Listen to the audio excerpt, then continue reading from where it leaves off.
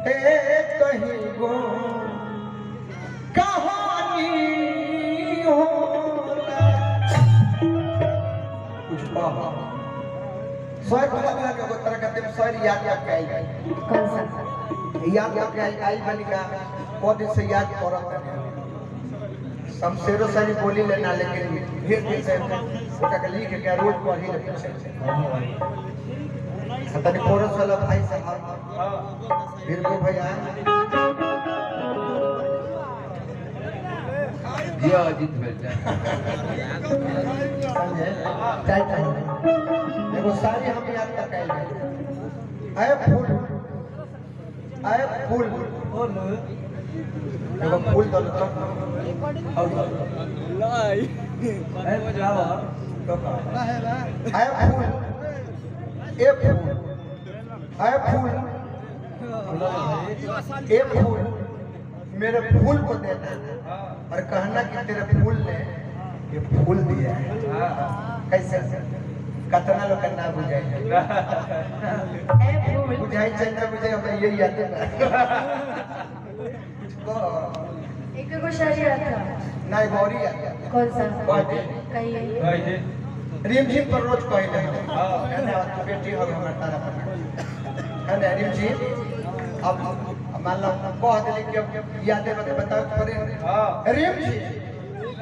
अगर जीना है तो फूल बनकर मत जियो अगर जीना है तो फूल बनकर मत जियो एक दिन मुरझा जाओगी अगर जीना है तो पानी बनकर जियो कम से कम किसी का पिछवाड़ा धोने का काम हाथ कौन बजाई बोलना अभी कर बस साइड से कभी बोल गई सही में इसके आगे कोई शायरी नहीं लेकिन आज आप बड़ा कम का गीत गा रहे हैं क्या बात है चल रहा है कुछ तो जरूर बटे कर दर्द मत सुना कि छोड़ दे सारी दुनिया किसी के लिए ये मुनासिब नहीं राज मिलके प्यार से भी जरूरी कोई काम बहुत पता से प्रोग्राम प्यार सब कुछ नहीं जिंदगी के कुछ तो हुआ है छोरा काम है ना ना कि होते तो दोस्ती भावेलू कि खाली हमारे के तू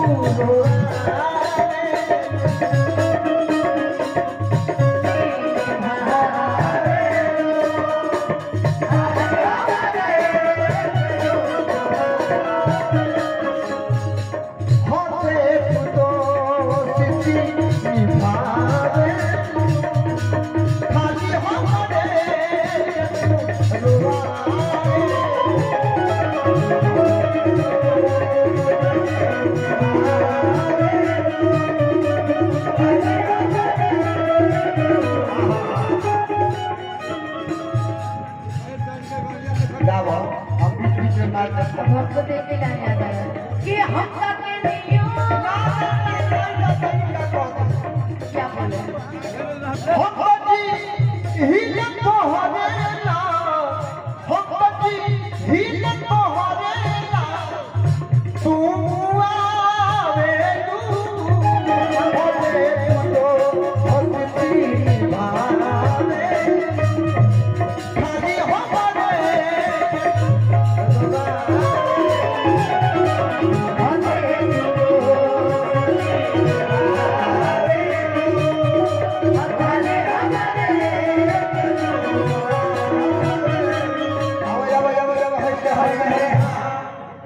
बस यही बात थी बात ढेर